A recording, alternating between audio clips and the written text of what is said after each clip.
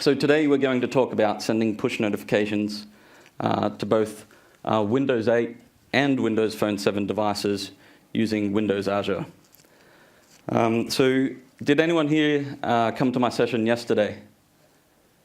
Right, so the Win Phone portion of this is going to be about 7 minutes of the content which you've seen before, but the whole entire rest of the deck will all be Win 8 focused. The Win Phone 7 stuff happens at the end, so we'll do Win 8 first. So today we're going to review live tiles for Windows 8. We're going to have a deep dive on using the Windows Push Notification Service.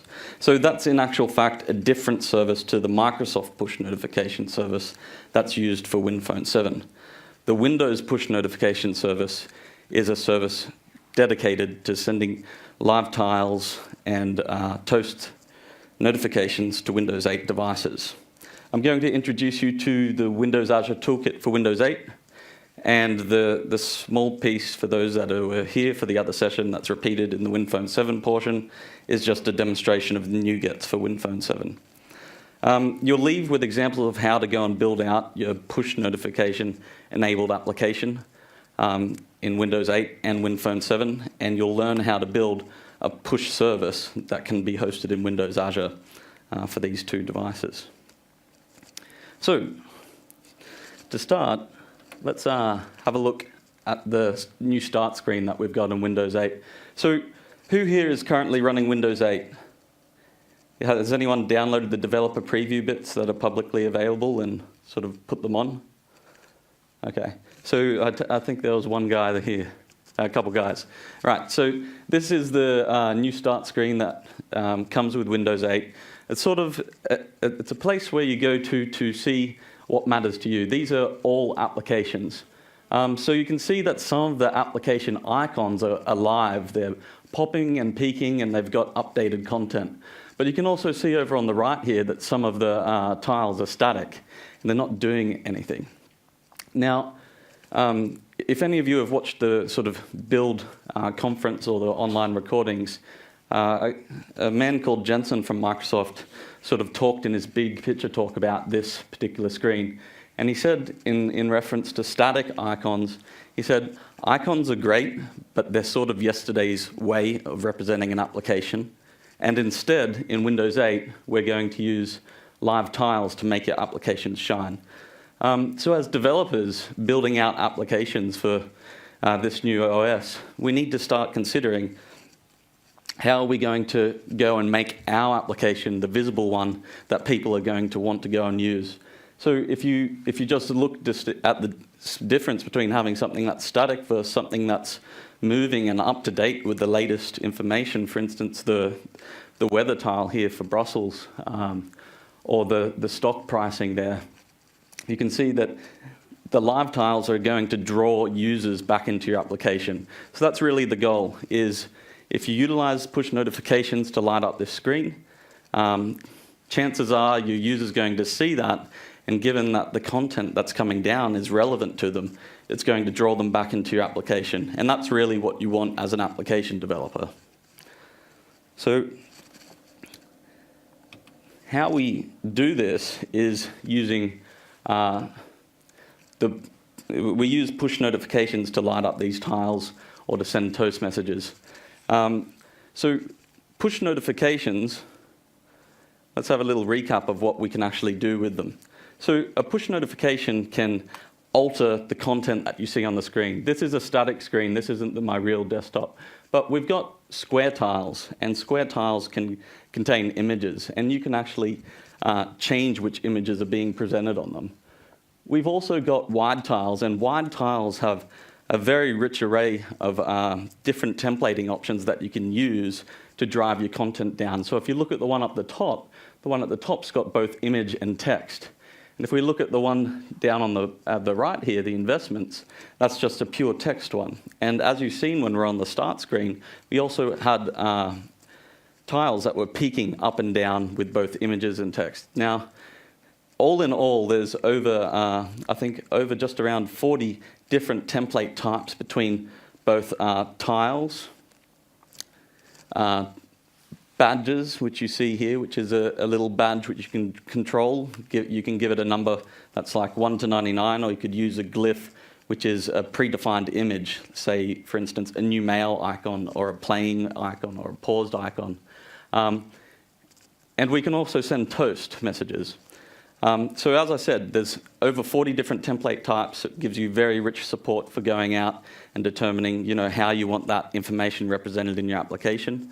If you go out and you intend on using toast notifications, the guidance that we give there is to ensure that you use them wisely. A toast notification, in contrast to a tile or a badge, is interruptive to the user. And what I mean by that is if you're out, not on the start screen here, but perhaps in a desktop application, that toast message is still going to surface up to the user. So similar to Windows Phone, it's going to sort of come to the foreground, and it's interruptive. So you use them for critical things that the user would really want to know about. You don't want your application to be, the annoying application that's sending me too many toast messages. So use them wisely, and consider your users when you're doing that. Tiles, on the other hand, they're only sort of visible and shown when you're on this start screen. You're obviously not going to see a tile while you're in editing a Word document. So to control all of these and to send these notifications down, be it a tile, a toast, or a badge, we use the Windows Push Notification Service. Now, you'll hear me during this session refer to WNS. And WNS is the acronym. They've dropped the P. Not too sure why, but that's okay. So when I say WNS, I'm referring to the Windows Push Notification Service. Now, this is a free service that's available to you as application developers. You don't need to pay anything to use this. It's just the same as the MPNS for Windows Phone 7 in that respect. So it's a service that's there, and you use it to send notifications to users of your applications, and it's free.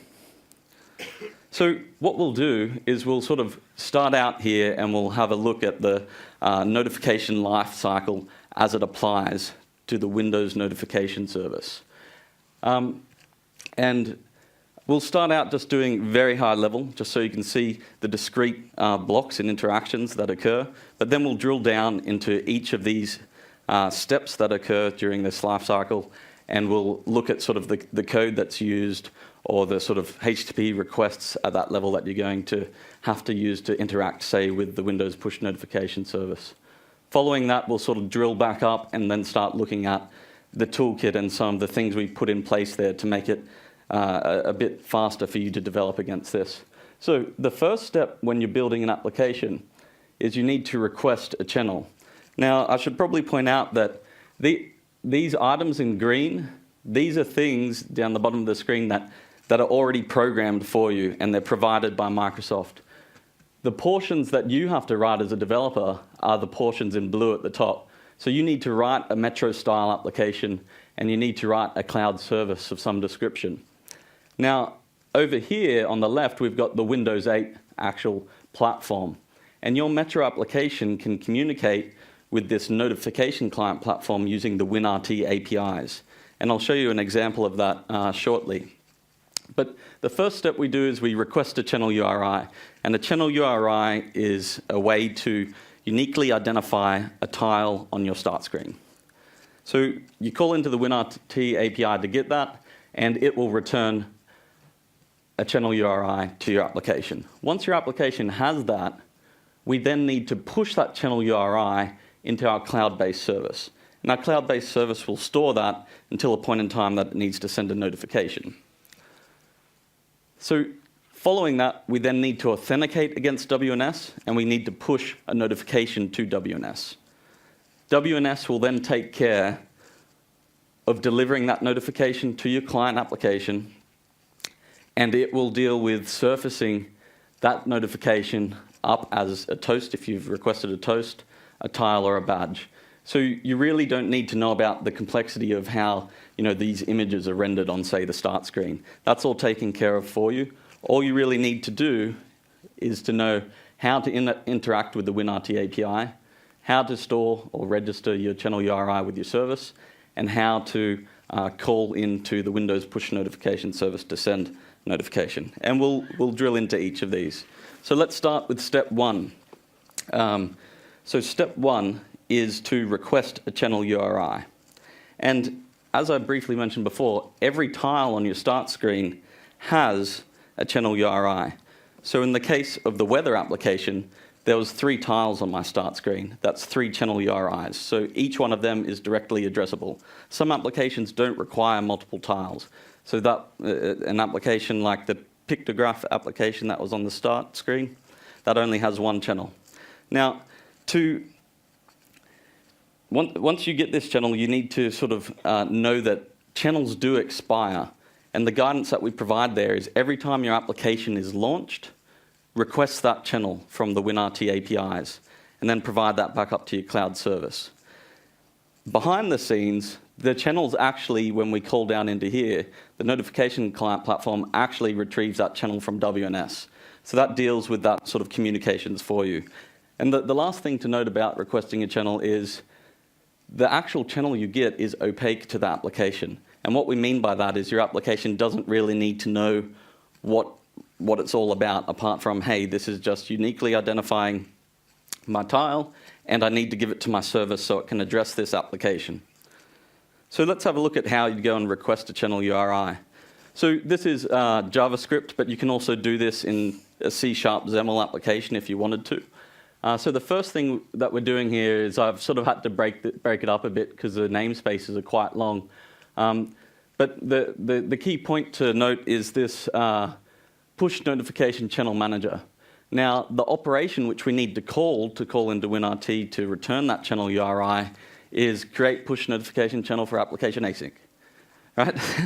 So it's quite a descriptive method name, and I think if you're developing, you'll probably be able to identify which one you need to use without having to refer back to the slides. But so we need to call that to retrieve a channel.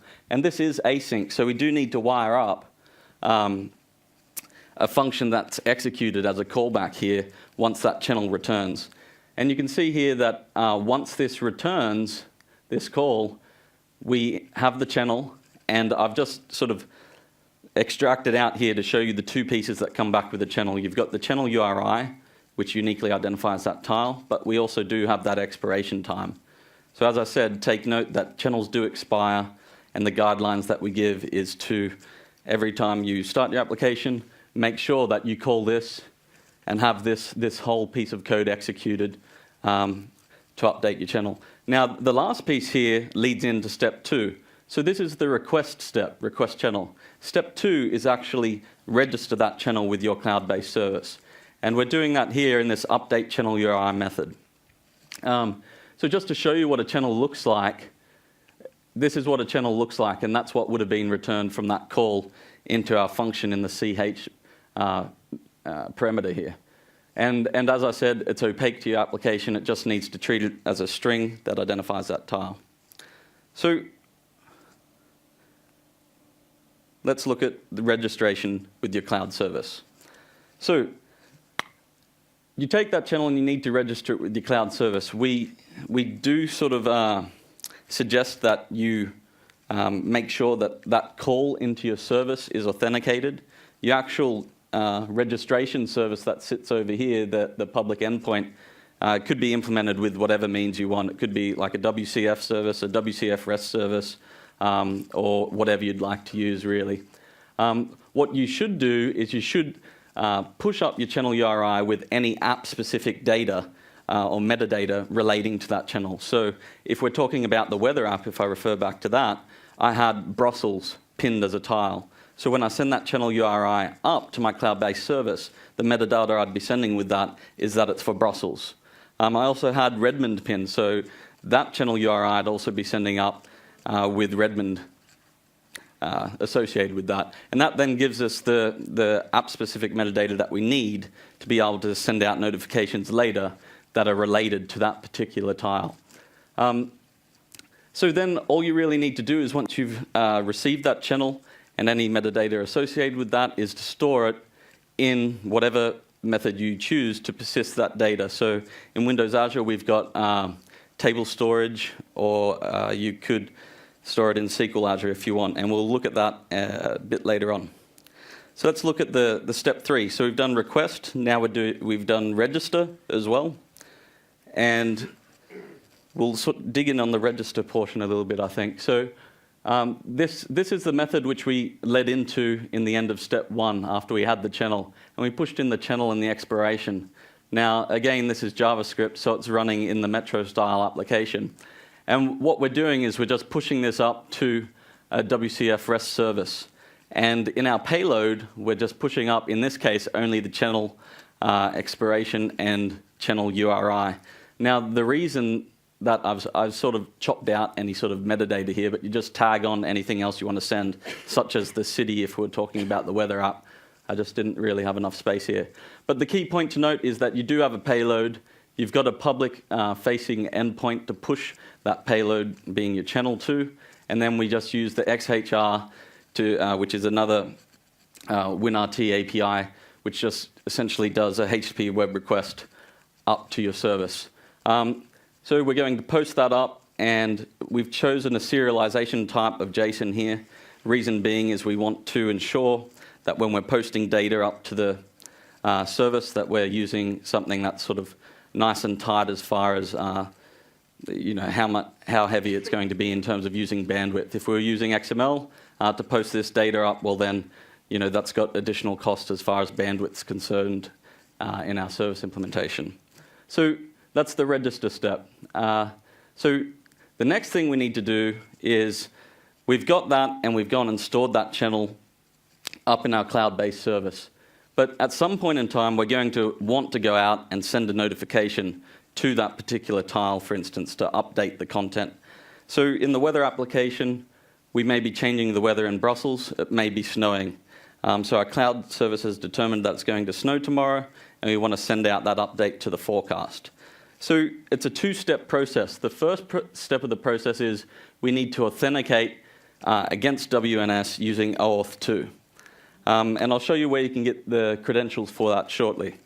The authentication process is just a HTTP post, and we'll look at that in a minute. Once we actually authenticate, we get a token back, and then we utilize that token to post to the channel URI that we're trying to address.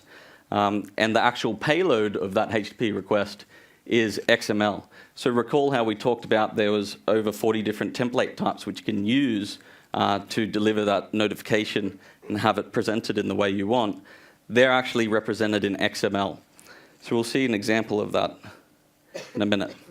So once we post that notification, as we discussed in the high-level overview, just then goes off and pushes out to the notification client platform, and that will deal with surfacing the notification to the client app. So let's talk about the OAuth step of communicating with WNS. So what we need to do there is we need to go out to manage.dev.live.com/build. We need to sign in, and what you'll get is this. So the first piece of information that we put in is the package display name. This is just an identifier which you can use later when you come back to look at the list of all your applications that are available. And then you need to push in the publisher name. Now this needs to match what's in your client application, and I'll show you that in a bit more depth when we get up to the demo. Once you submit these two pieces of information, we hit I accept, and then it will take us off and it'll give us our credentials that we require for the auth. So the first piece of the puzzle that we get is we get this package name. Now that package name needs to be put into your app manifest on your client application. And that's essentially a set of keys that are all paired. The next two are actually for your service. So these are the two that your service uses to authenticate against WNS to get a token to be able to push a notification.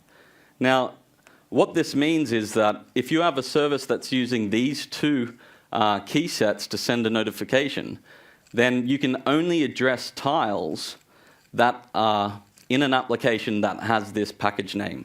So this stops people from perhaps taking your channel URI and trying to push information into your application. So it's there as a preventative measure to sort of make it difficult for people to try and hijack your channels. So let's look at what the authentication step looks like. So the first piece of it here is we need to do a post to login.live.com/access token. the content type needs to be URL encoded, so ensure that URL encode the payload. Otherwise, you may have issues getting your token back from WNS. The next step within here is to go and inject that the client ID and package SID into your payload from the portal. So you can see that the first line here is the client ID that we had in the portal in the prior screenshot, and the second ID here in blue is the package SID from the portal, otherwise known as the client secret. So once we do that, WNS will return a 200 OK. And that 200 OK, that 200 OK will come back, and within the body we'll have this access token. And this is our access token which we need to use in the headers for every subsequent request posting a notification to WNS. So if we then wanted to actually push a notification, now we've got this token and we need to go and form a notification payload to send to a particular channel. So the first step of the request that we're sending to WNS now is that we address the channel. So we're posting to that specific channel which we got back way back in step 1 when we requested the channel URL from the WinRT APIs on the client. We then need to specify that the content type is text and XML. And then we need to specify the type of notification we're sending. So it could be WNS badge, as it is in this case. It could be WNS toast, or it could be WNS tile. We sit the actual authorization token in there, as you just seen. And that then means that we're authenticated against WNS and we can post to it. Now these tokens do expire, so your implementation of that does need to handle that sort of boundary case. If it does expire, you just need to re-authenticate again and get a new token back. We recommend that you cache the token. You don't need to do the auth step every single time. So once you get it, cache it, use it till it expires. You'll get an exception back when it expires, and then you just request again. The last thing that we put into this is the actual notification payload. So I've chosen badge here because badge is the simplest sort of notification payload to compose. So you can see that it's just standard XML, and we've specified a badge with the value. So this should have a badge pop up on the actual tile, and if we were sending it to this particular tile, then we'd just get a 34 pop up there like that. But the whole process is the same for your toast and tiles. It's just a different payload that you're generating. Now, once you send that notification to WNS, WNS is going to return back with the 200 OK. Now, the thing to note is that 200 OK from WNS does not actually mean that the notification was delivered to the client application. It means WNS has received it, and it's going to try and send that notification to the client. The reason that the 200 OK means that is perhaps the client is offline, it's not connected or whatnot, so that can't be delivered. But you, as an application developer, want to know that, hey, at least it's made the next step. You can specify headers to say that you want that notification cached in WNS until it can be delivered.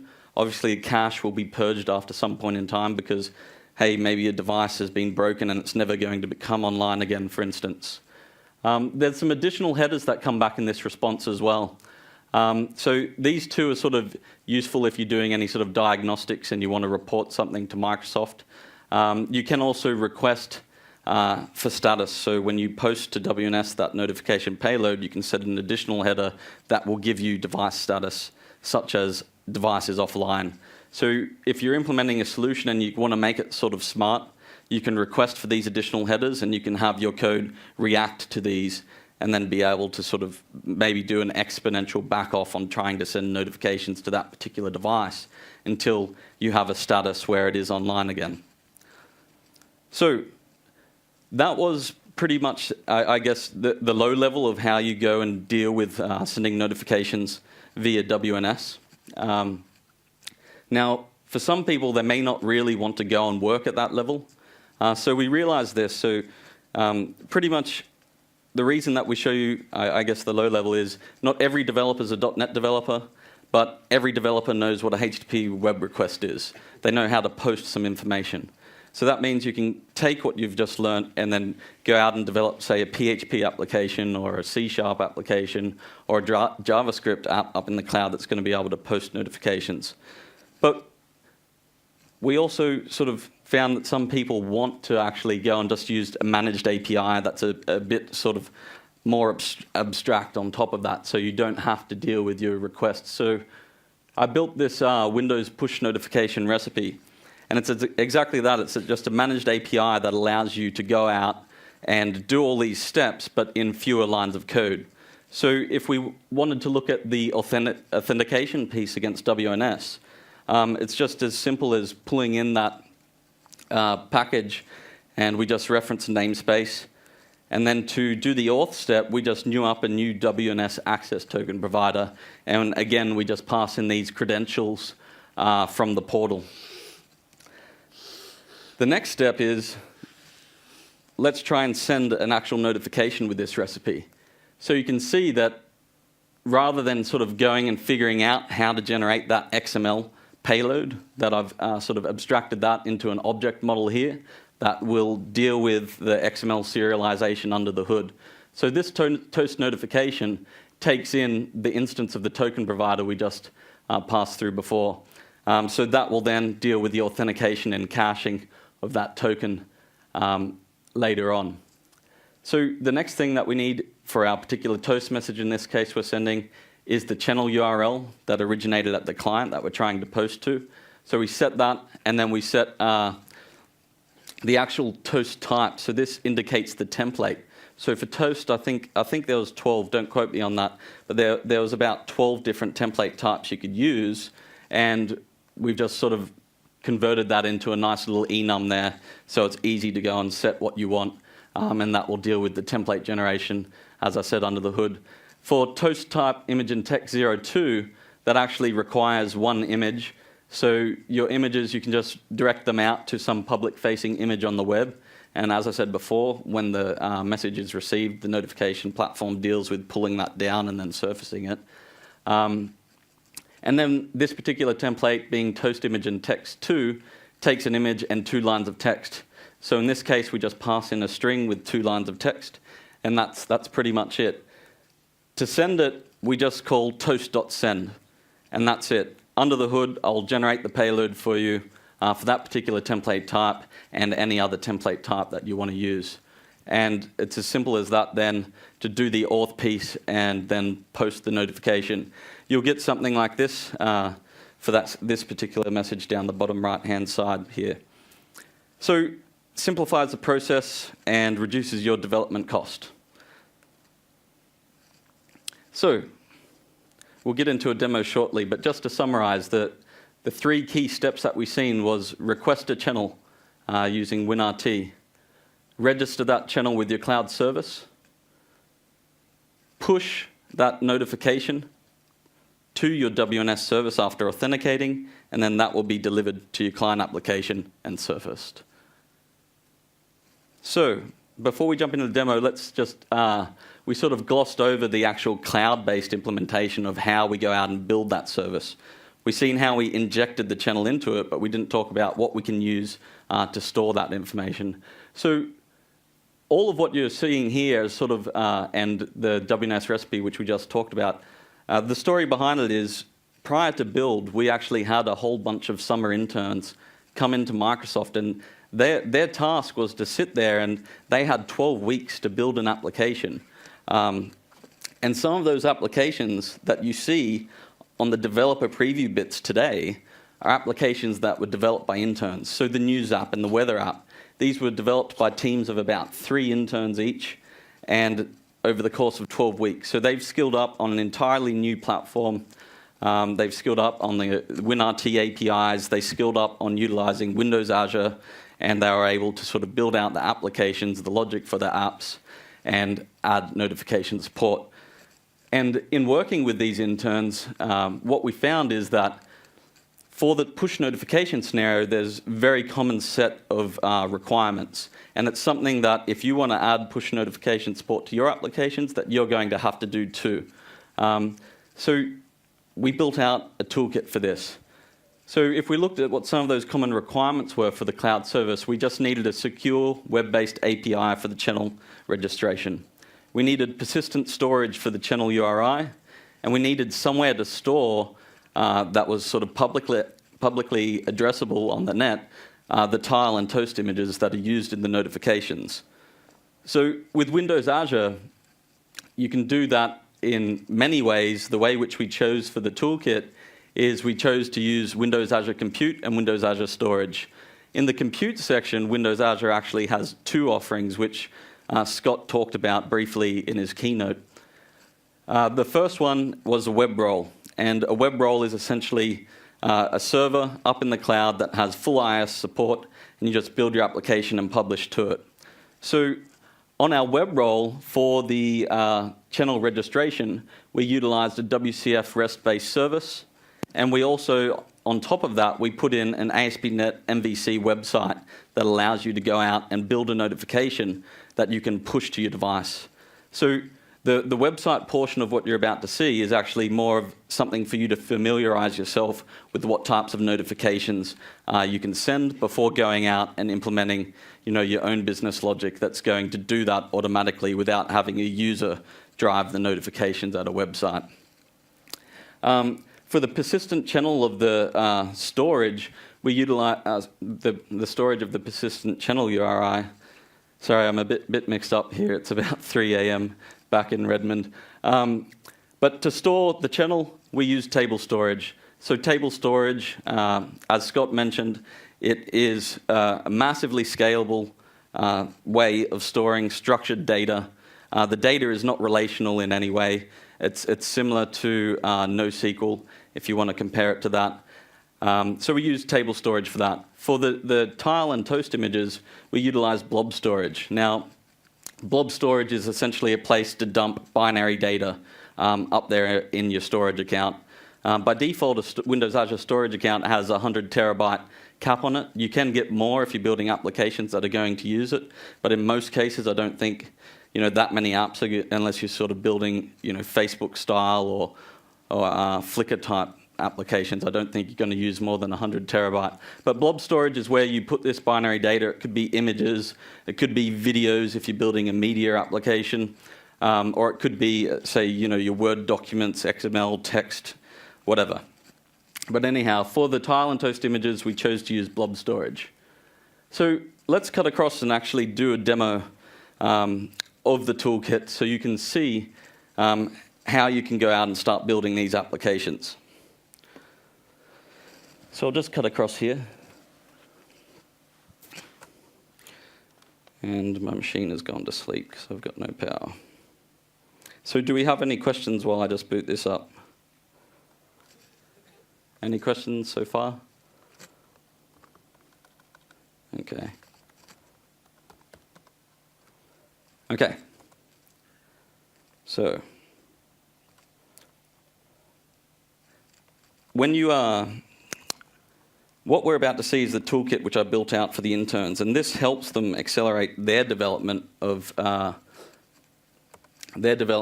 application that uses notifications. I'm just going to connect up to Wi-Fi here. That seems to have dropped out as well. Room 6.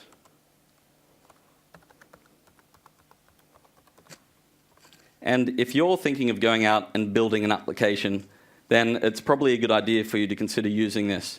This is going to save you maybe sort of 2 to 3 weeks of development effort just by pulling in these common pieces. So you can download it from windows8.codeplex.com. It's easy to download, just download and install it. And what you get out of that install is you'll get it installed into the Windows Azure base folder here under WAT Windows. Now, within there, you've got a whole bunch of different sample applications. Now, these sample applications are already live working demos. Now, we've got one there that just shows how to use the access control service if you want to authenticate a user within a Windows 8 application. We've got a PN worker implementation here, which shows you more of a sort of enterprise-style implementation of push notifications. We've also got a couple notification ones here as well. But the main thing which this toolkit does is it enables you to develop using VS 2010 to deliver these Windows Azure cloud-based services. So one thing you need to note at the moment is while you may pull down the Win8 developer preview with tools, that's going to include Dev 11, which allows you to develop the Metro-style applications. What's missing is Windows Azure tooling is not yet in Dev 11. So to build your Windows Azure components, you're going to need to use Dev 10, and the toolkit will provide a full dependency checklist for you to go and get the bits that you require to do that. And end of the day, what you get is that little icon on the desktop, and you can launch VS 2010. So wherever you see, I guess, administrator up here, that's going to be our server-side portion of the solution. And wherever you see Dev 11, which I'll launch now, is going to be the client-side solution. So let's get started. One of the things that I built into the toolkit is the ability to add a Visix template to your Visual Studio solution. Now, what a Visix template essentially means to a developer is it gives you a file new project experience to help build out this application for you. So these are all the common ones which you would see in an application, in a Metro-style app. And you'll see that the template exists under both C# XAML and JavaScript, because we realize that, hey, developers may want to use C#, they may want to use JavaScript, so let's make sure that the template supports both. So I'll do a JavaScript-based application. So let's create the client app. Now, what we do here is we show a wizard, and this wizard is going to capture the details required for the client application configuration. And if you recall, when we went through the workflow, at step 3, where we're authenticating against WNS, we needed to go to the portal to get a package name for our client application. So let me just do this here. I got dual screens here, so I'll pull it across.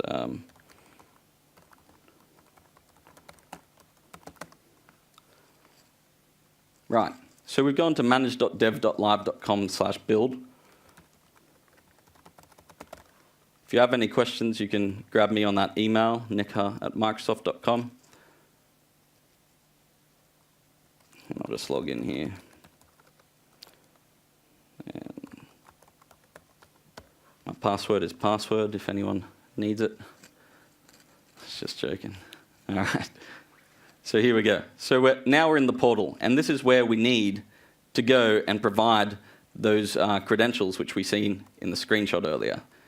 Package display name and publisher. So let's grab my Dev 11 here. So what I've done, because I'm a lazy developer and I figure you guys may be as well, is I've just added a sort of copy thing here which will copy that detail that you need to put into your clipboard. So if you copy by pressing on the links, it'll give you the right values that you need. Now, if you're building this from scratch without the wizard here, you'll actually need to pull this publisher ID from your WM app manifest, or your package app manifest, sorry. Now, once that's in there, we just hit I accept. That's going to take us to the portal here, and we just copy the package name and place that in there. So that's the first bit that the client requires. We hit next, and in this case, we're not going to look at ACS. We're just going to do a pure notification scenario. So by default, the tooling that we're going to use here is going to create a registration endpoint on localhost/endpoints. And recall how we talked about perhaps sending up some form of metadata, be it a city or whatnot. I've just provided some sort of sample bit here, how you can send an application ID and a device ID.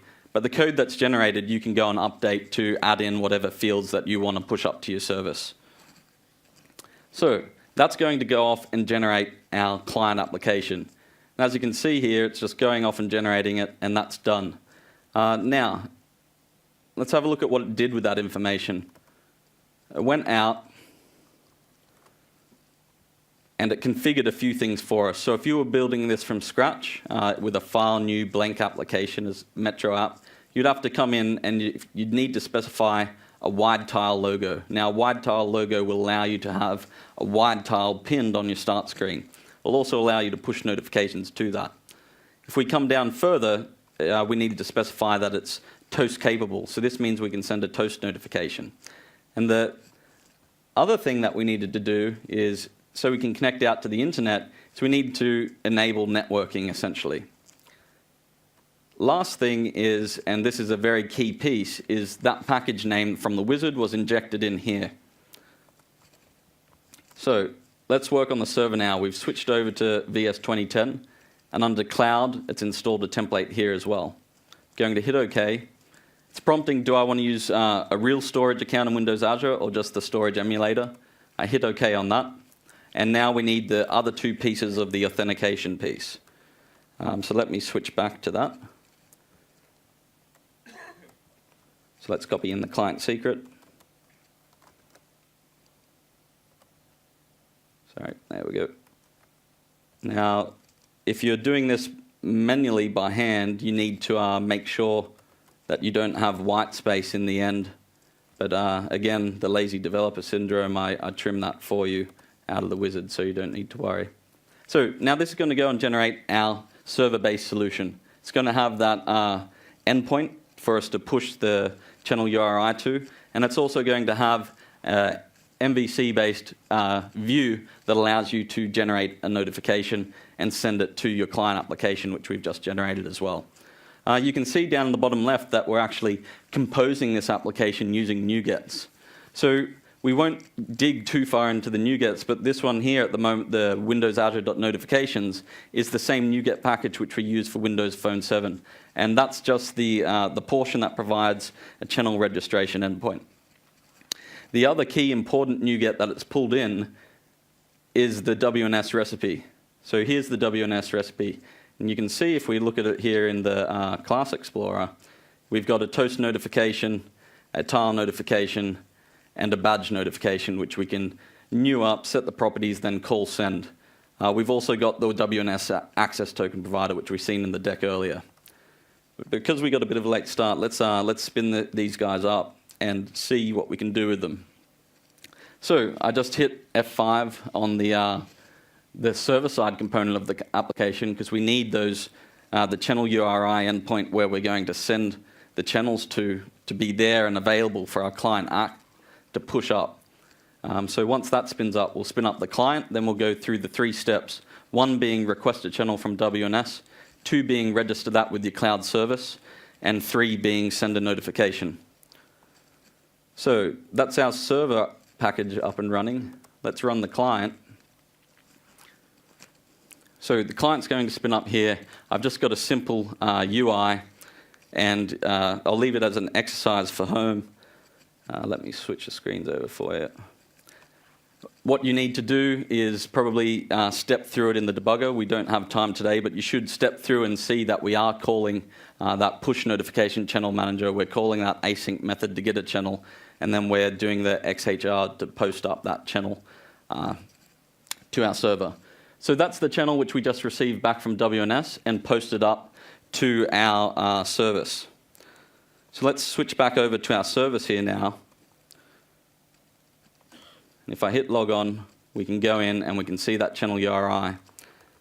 Now, the password for these is all in the documentation on the windows8.codeplex.com. And we can send a push notification here now. So you can see that there's several channels here that have been registered and stored in my storage emulator. So these are for some other apps which I was playing with. But the one which we want to send it to today is this one, and that's that metadata which we put in the wizard and push that up and associate it with the channel. The other thing to call out there is, apart from the channel, so you can see that there is an expiry there. So this particular channel is going to expire tomorrow. So again, as we said, when the user launches the application, make sure, sorry, not tomorrow, that's 30 days away. So that's, yeah, so channel will expire in 30 days, but again, when your application launches, just request a new channel and push it up into your storage account. So here's the UI that I've built out so you can come and familiarize yourself with notifications. The first one here allows you to select the notification type, and the second one here allows you to select the template. So you can see for toast, there's a wide range of toasts we can send. So let's start with a toast small image and text. And these are some images that I loaded up into my storage account earlier on. And we'll say polo shirt.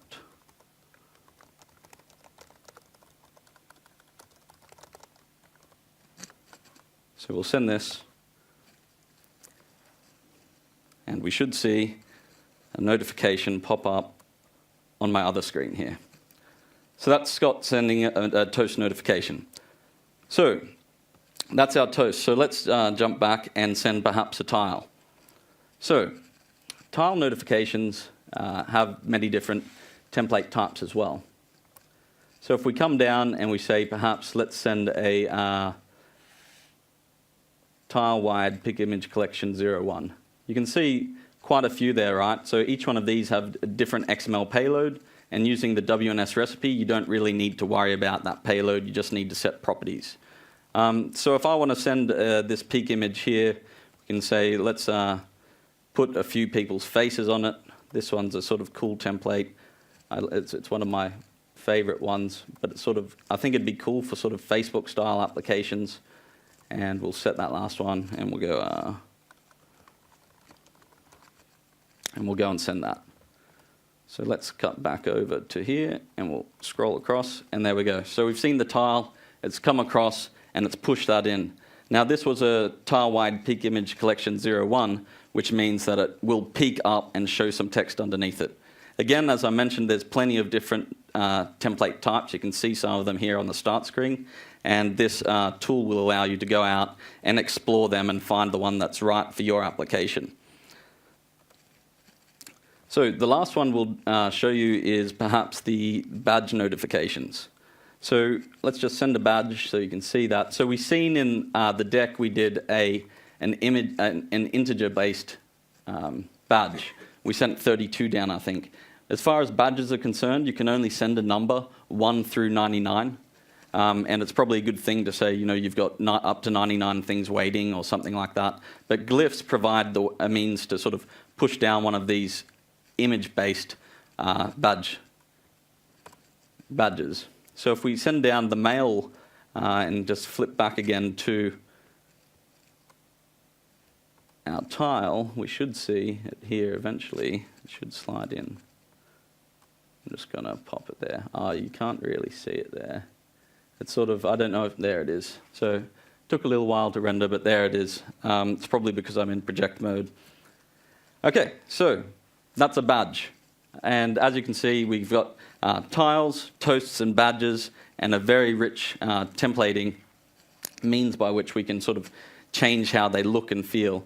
And the ultimate goal is send down relevant and up-to-date content to the users, so they eventually come on, click on your application, and there you go, they're back in your app. So let's cut back to the deck.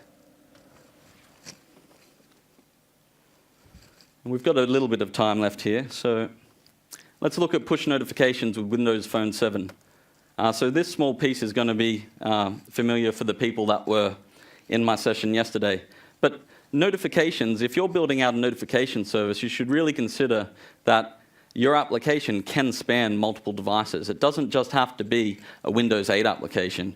You may be building your app for Windows 8, Windows Phone 7, Android, iOS. So my guidance to you is to make the most use of your cloud-based service. You want to be able to have that to go and service all these applications such that you don't need a separate instance for each one that's out there, and more development effort, more cost to you. You don't want that. So you try and consolidate these things. And some of the things that we're going to show here are actually used by both the Windows 8 tooling, which I just showed you then, and also the Windows Phone 7 tooling, which I'm just about to show you. So there's reuse there as well. But the first type of notification that you can get on WinPhone 7 is a toast notification. And it's got 3 key things which you can control.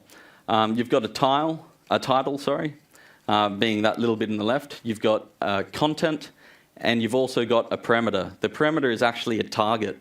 So what's special about this is if you specify a target in your toast notification, what that means is it's going to give you parameters that you can have injected back into the application. So if the user clicks on this toast, that parameter is injected into your application, and that can be like a command that tells your application to do something. So that's quite a useful feature.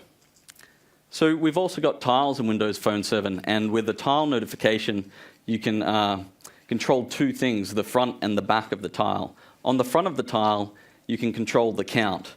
You can also control the image that's displayed on the background, and you can also control the title.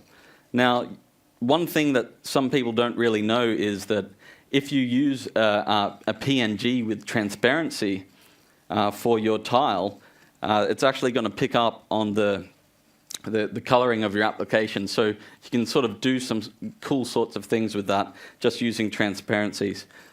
So one which I've seen that was pretty cool was a little sort of, it was a cocktail application, and the glass sort of would keep increasing in terms of whether it's filled or not based on that transparency. So they had the glass and it was transparent, and it would look like it's filling up with the color of the tile background.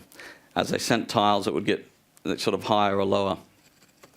So we've also got a back tile for Windows Phone, and again, it's quite similar to the front tile. You've got back content, a background, and a title, and they will flip for you so you can see front and back. The last thing that we've got is a WinPhone 7 RAW notification. Now, RAW notifications can be sent and only received by your WinPhone app when it's in the foreground, which means it needs to be running to receive that. And I guess, contrary to popular belief, it's got nothing to do with tigers, so it's not RAW. And it's a good way for you to push data to your application and have your application react. If your app isn't running, the Microsoft Push Notification Service, so MPNS in this case is the one used for WinPhone 7, will discard the message. And the key thing to watch out for with RAW notifications is there's a max payload size for what you're sending down.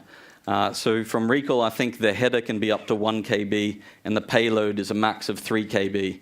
So if you have a lot of data to send, you're going to have to chunk that into multiple bits and recompose it on the client. Or you can send a message to the client that's very short that says there's new data, and then your application will go and react to that programmatically and pull down the larger than 3 KB payload from a web service or something like that. So let's do a quick demo. Let's do the Microsoft Push Notification Service with Windows Azure. And we're going to do that in VS 2010.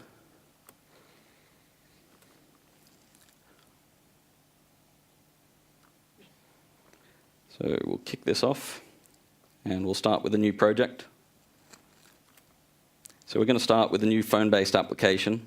Now, like the Win8 ones, if you want to go and do this using a wizard, you can use the wizard template that installs with the Windows Azure Toolkit for Windows Phone.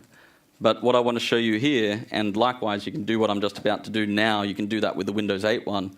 You can actually use the building blocks which we use to compose that file new project experience to build them yourself. Now, the reason that we've done this, what we've done is we've broken these file new project experiences up into multiple NuGet packages. And for you as a developer, what that means is if you look at the Windows 8 demo I just did then, it's generating a lot of code, but you may not need all of that code. You may just want certain pieces of it. So by using NuGet, you can compose your applications, and you can pull down the pieces of the solution that are only relevant to you, and you're not going to have any unnecessary bloat that the wizard may be injecting into your app. So the first thing that we're going to do is install a package on the client, and it's called phone.notifications base page. Now, what this is going to do is it's going to pull in a base page for the Windows Phone app that allows you to enable notifications. Now, like WNS, when you enable notifications, we're going to request a channel, this time from MPNS, and then we're going to register that with our service. So the one thing we need to do here is we've just had this notifications page pulled into our application. You can see that there's a little checkbox here. What we need to do is we need to wire that in. So to do that, we come over to the WM app manifest, come over and we say we want our application to launch on pages notifications page.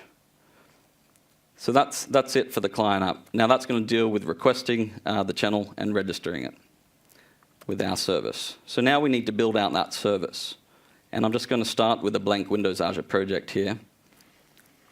Put an MVC3 web role in. I'll just use a blank one there. Now I'll change the NuGet package console here to target the MVC web role, and I'm going to install the package for the registration endpoint. So this is step 2, the register your channel with a registration endpoint in your cloud-based service. So the key thing I'd like to call out here to app developers is this Windows Azure notifications registration endpoint. It is the same that was used for our Windows app demo just before. So what this means is if you're building an application that's targeting both Win 8 and Win Phone, you can use the same instance of this particular package there to register your channels to. You don't need to deploy 2 of them. You don't need to write unique code for both. It's all being done for you in this NuGet package. So the next thing that we need to do, so we've got something where we can register our channel now. We now need to be able to push notifications via MPNS. So if I install the last package here, it's Windows Phone notifications.management UI sample. And this is going to pull in just an MVC UI similar to what we had for our Windows 8 template to send these notifications to Windows Phone.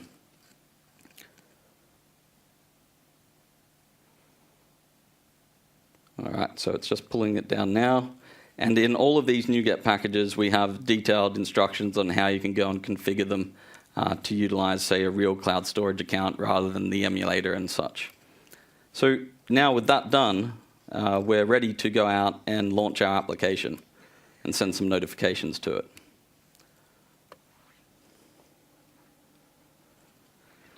So that's going to fire up the emulator here, and it's also going to fire out our MVC website, which has both the UI to send a notification, but also the registration endpoint where the channel is injected from the client app.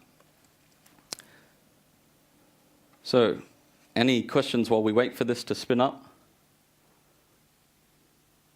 Did anyone notice with the MPNS we didn't need any OAuth tokens or anything like that? So one of the key differences that we've got here is that with MPNS, you don't need to authenticate against it to send a notification.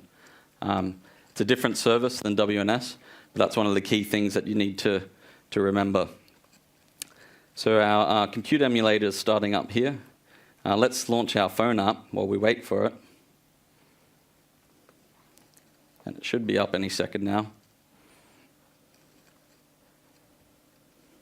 Here it comes. Stock it over on the right. Now, when we put in that last management UI, NuGet, it installed this notifications endpoint. And this is where we go and send our notifications from. It also installed endpoints. And that's our registration point. So when we click Enable Push Notifications here now, what's happening is this is requesting a channel from MPNS this time. It's pushing it up to this endpoint. So that's been successfully registered now. And now we can go to the notifications portion of this and send a notification out to this device. So this one's phone app 20. So I've got a few other channels here from yesterday. If I hit send notification, we can send a quick raw notification. And you'll see over here on the left that we've got the raw notification. Now that's because it's running in the foreground. If we were to send a raw notification now, it would not be received. But let's look at tile and toast.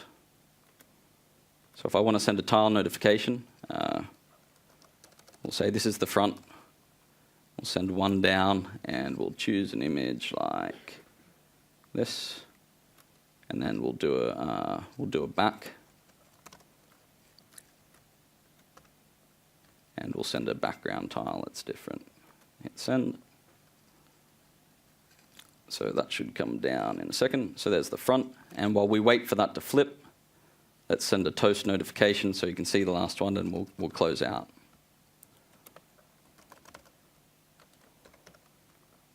And again, what we talked about with toast notifications in WinPhone 7, the target page parameter here is that piece where you can inject something back into your application. So when someone clicks on the toast, it can actually inject that into a page with a query string parameter. Because I haven't wired up another page, we won't do that. But there's the toast. So it doesn't look like this guy's flipping for me. But irrespective of that, that's the 3 different notification types that you've got in Windows Phone 7. So let's close this out quickly. So one point that I'd like you to take away with you is that Windows Azure is going to provide you the resources that you need to scale your application as your app grows. Now, as a demonstration of that, I'd like to sort of highlight this. So this is from the build blog, and essentially this is for a Windows 8 application that's shipped in the developer preview bits. It's the weather application, and you can see here after just 4 weeks that had over 900 or just under 900,000 distinct tiles pinned. So if you consider that you're building out a service that needs to deliver notifications to this, you're not working with a small 1,000 users user base. Windows 8 is giving you the opportunity to target essentially anyone in the world as far as your application is concerned. So you need to consider at day one when you're building these things that at some point you may need to scale. If your app becomes a popular one, you're going to have to deal with these huge volumes, and this is just an example of that after 4 weeks. So again, make sure you're building your services such that they'll scale when you need them to. You don't want to, or you should probably try to avoid building something that's not going to scale, because if you get a peak of users, it becomes popular overnight, you want to be able to service that demand. You don't want people not being able to be serviced by your app and then just abandoning your application. It's a lost opportunity. So in summary, we looked at some of the Windows Azure core services. We looked at the compute and storage. Specifically, we looked at the web role, and that was the point where we had a registration endpoint and our MVC UIs to send notifications. If you're building out an enterprise service, you probably won't be using that MVC UI. You'll be using a worker role, which is quite similar to a Windows service in terms of its implementation. It's got an on start, it's got a stop, and a run. And that's where you would pull down that WNS recipe or MPNS recipe and implement the business logic that you want to send notifications to those channels. We looked at storage, table storage as a means to store our channel URIs, and blob storage. And services to help you scale. So when you do start hitting that large user base, we've got some services there that Azure provides. Obviously, it's elastically scales, so you can scale up and down as demand needs it. There's an enterprise application block for you from Patterns and Practices called the automatic scaling application block. And that one you can actually put into your application so it will scale up and down for you. We've got a CDN for distributing content from your blob storage. So if you're building a media-based application that has streaming video or such, you can easily, just with a checkbox, enable CDN on top of your blob storage, so it pushes that content out to the edge nodes around the world. At present, we've got 24 of them. We've got Traffic Manager, so if you want geo load balancing of hosted services, perhaps your application is going to be released in marketplaces, perhaps not just Europe, but you may want to release it in US and such. So Traffic Manager provides a means for users to be routed to a deployment that's closest to them. We've also got the Windows Azure caching service.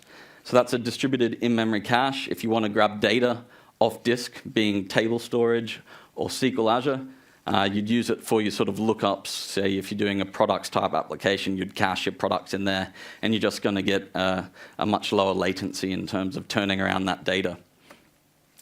So, in summary, 3 key steps to remember. Request a channel. This applies to both WNS and MPNS. Register it with your cloud service. Authenticate and push.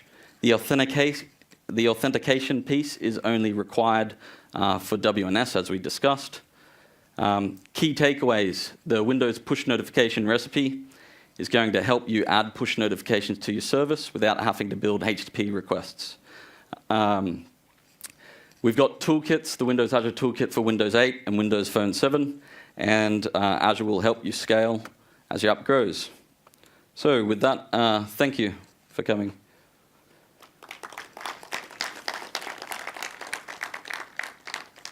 Any questions? It's got to be one. Come on. No? Okay. Well, if anyone has any questions, come down and I'll be here.